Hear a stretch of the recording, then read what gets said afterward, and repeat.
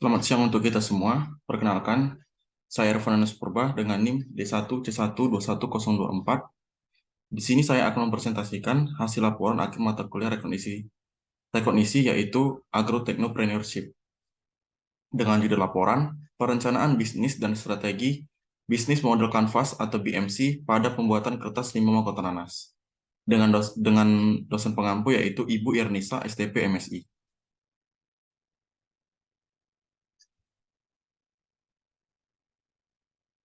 Latar belakang.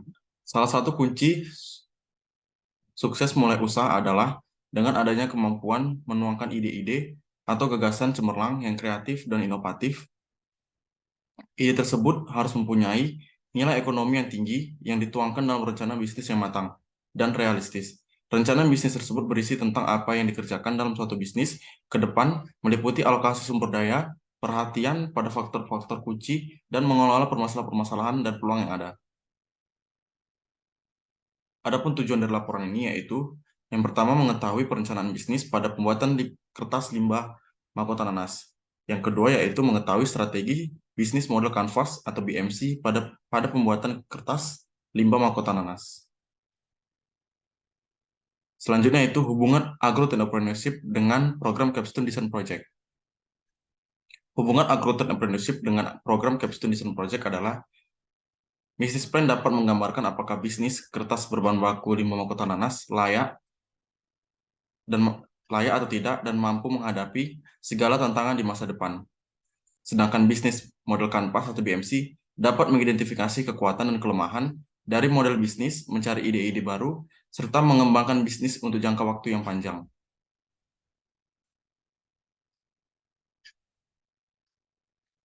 Selanjutnya itu perencanaan bisnis pada pembuatan kertas limbah mahkota nanas. Terbagi dua, yang pertama itu deskripsi bisnis dan sumber daya.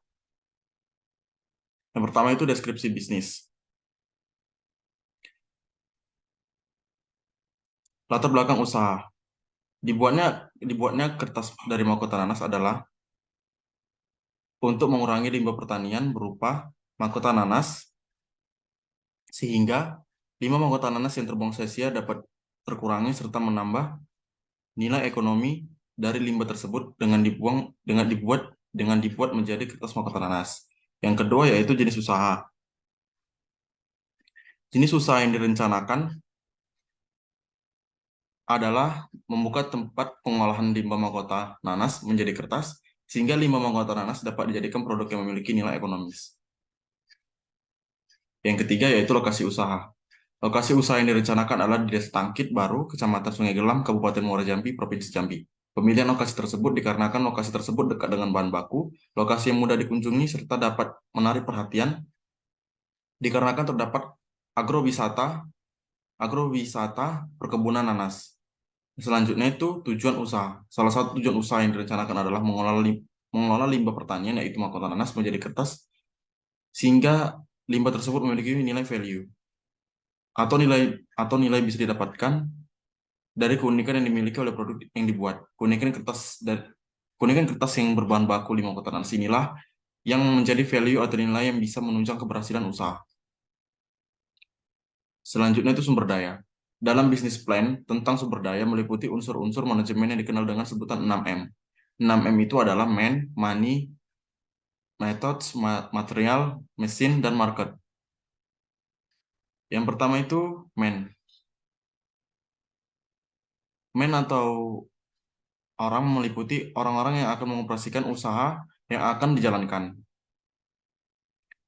Untuk perusahaan besar biasanya dibuat dalam bentuk struktur organisasi yang dilengkapi dengan jabatan dan tanggung jawab setiap orang-orang yang terlibat dalam perusahaan.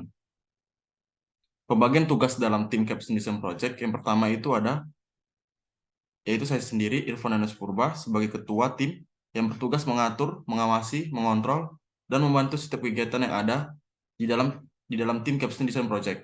Yang kedua yaitu Wahyu Indah Sapitri sebagai bendahara tim yang bertugas mengatur keluar masuknya keuangan serta pembukuan keuangan. Yang ketiga yaitu Hefistel Alkit bertugas dalam pemasaran produk baik secara langsung maupun tidak langsung. Yang keempat yaitu Mutiara dan Rosliana Putri Hasibuan sebagai tim produksi, baik mulai pengambilan bahan baku yang akan digunakan sampai memproduksi bahan baku menjadi produk kertas. Selanjutnya itu money atau uang. Money berhubungan dengan keuangan. Yang dibahas tentang keuangan dalam bisnis plan adalah yang pertama itu jumlah uang yang diperlukan untuk menjalankan usaha, yang kedua itu pembelanjaan kas, yang ketiga itu biaya operasional, yang keempat itu laporan neraca dan laporan laba rugi, yang kelima itu analisis break-even point atau BEP. Pada kebutuhan dana pembuatan kertas dari 5 mahkota nanas, yaitu yang pertama perlengkapan yang diperlukan, yaitu sebesar 2.980.000. Yang kedua itu bahan habis pakai sebesar 487, serta perjalanan atau transportasi sebesar 400.000. Sehingga ditotalkan yaitu 3.832.000. Yang selanjutnya itu metode atau metode.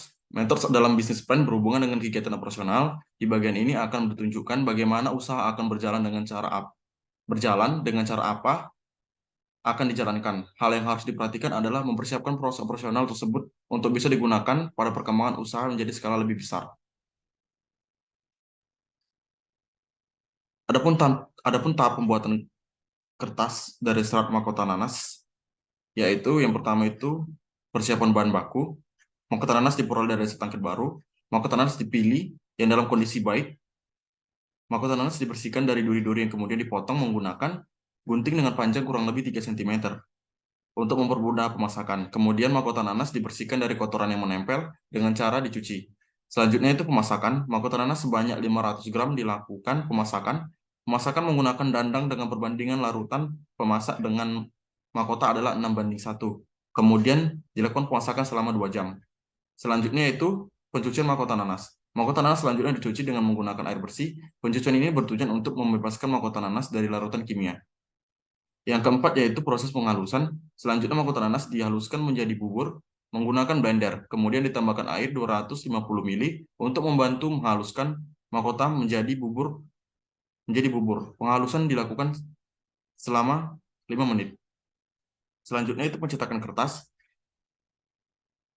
Pencetakan menggunakan cetakan berukuran 2x30, kemudian diletakkan di dalam bak yang berisi air, yang bertujuan untuk memudahkan pencetakan agar merata dengan sempurna. Selanjutnya itu tiriskan screen yang berisi pulp, lalu keringkan di bawah sinar matahari, kemudian lepaskan kertas yang sudah terbentuk dari screen. Berikut ini merupakan diagram Arir dalam pembuatan kertas dari 5 mahkota nanas. Selanjutnya yaitu material. Material yang dimaksud dalam bisnis plan adalah semua jenis bahan yang digunakan dalam proses operasional usaha dalam pembuatan kertas. Dalam pembuatan kertas, bahan baku yang diperlukan adalah 5 mahkota nanas dengan bahan pembantu adalah air bersih. Selanjutnya itu mesin. Mesin meliputi alat yang digunakan dalam proses pembuatan kertas berbahan baku 5 mahkota nanas adalah sebagai berikut. Yang pertama itu ada blender, gunting, baskom kecil, kompor gas, dandang ukuran 55 cm, baskom besar, timbangan digital, tabung gas 3 kg, cetakan kertas 2x30 cm, sendok teh, kain lap, hot hand protector, serta spatula pengaduk. Alat yang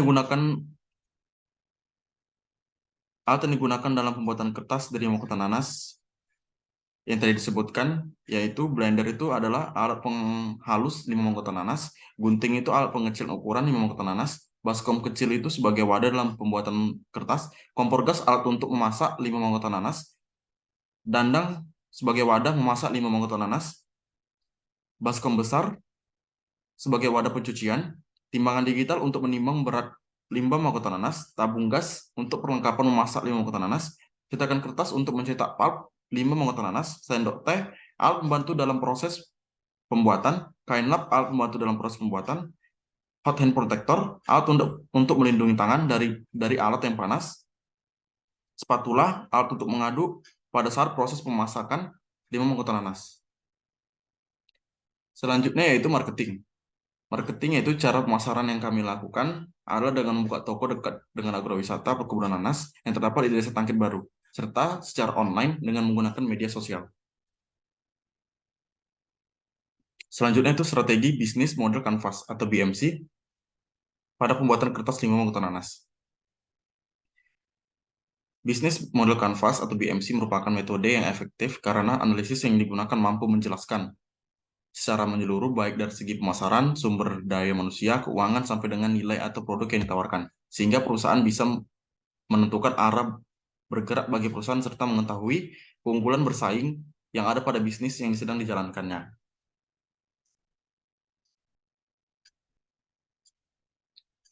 Berikut ini merupakan bisnis model kanvas atau BMC pembuatan kertas 5 mangkok nanas. Yang pertama itu ada key activities, pembelian bahan baku, pengolahan bahan baku menjadi produk, jadi, dan pengemasan produk. Yang kedua itu ada value proposition, profession, tidak menggunakan bahan kimia dan memanfaatkan limbah pertanian. Selanjutnya itu ada customer relationship, bersikap ramah dan memberikan penjelasan mengenai produk kertas. Selanjutnya itu ada customer segmen, semua jenis kalangan baik dari sisi usia, jenis kelamin, dan pendidikan serta suku. Selanjutnya ada key resource, yaitu tenaga kerja yang kompeten, bahan baku, dan peralatan. Selanjutnya itu ada channel, penggunaan media sosial, cost structure, biaya perlengkapan yang digunakan, cost structure yaitu biaya perlengkapan yang digunakan, biaya pembelian bahan yang digunakan, dan biaya transportasi. Selanjutnya itu revenue stream, yaitu transaction revenue. Selanjutnya itu ada key partnership, yaitu petani nanas di Desa Tangkit Baru. Yang pertama itu customer segment. Customer segment merupakan pembedaan kelompok manusia atau organisasi untuk menentukan tujuannya. Untuk memberikan kepuasan kepada para pelanggan dibutuhkan segmentasi agar dapat lebih fokus dalam mengembangkan strategi bisnis.